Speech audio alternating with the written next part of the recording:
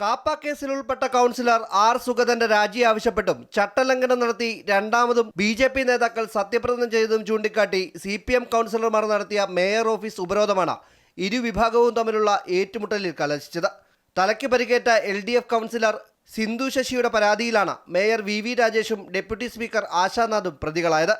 BJP. Councillor ശ്രുതിയുടെ പരാതിയിൽ S. Deepak, മുൻ മേയർ ശ്രീകുമാർ, വഞ്ചിയൂർ ബാബു എന്നിവരടക്കം 5 പേർക്കെതിരെയാണ് കേസെടുത്തിരിക്കുന്നത്. ദേഹോപദ്രവം ഏൽപ്പിക്കൽ അടക്കമുള്ള വകുപ്പുകളാണ് ചുമത്തിയിരിക്കുന്നത്.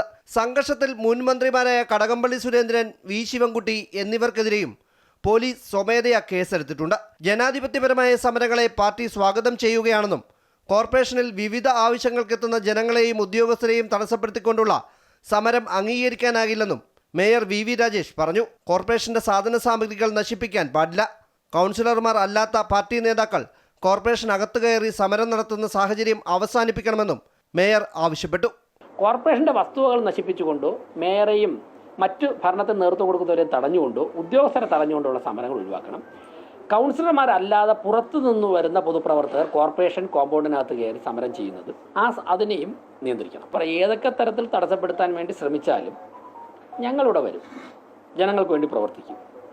അതിൽ യാതൊരു വിട്ടുവീഴ്ച ഉണ്ടാവുകയില്ല. അതേസമയം കോർപ്പറേഷനിലെ ഭരണസ്തംഭനം ചൂണ്ടിക്കാട്ടി അവിശ്വാസ പ്രമേയത്തിന് നോട്ടീസ് നൽകാനാണ് UDFന്റെ നീക്കം. കോർപ്പറേഷനിലെ ഭരണസ്തംഭനത്തിനെതിരെ തിങ്കളാഴ്ച UDF സമരവും നടത്തും. ഒരു ക്രിയേറ്റീവായിട്ടുള്ള മീറ്റിംഗ്, കൺസ്ട്രക്റ്റീവായിട്ടുള്ള ഒരു മീറ്റിംഗ് പോലും നടത്തുവാൻ ഇവർ കഴിഞ്ഞിട്ടില്ല.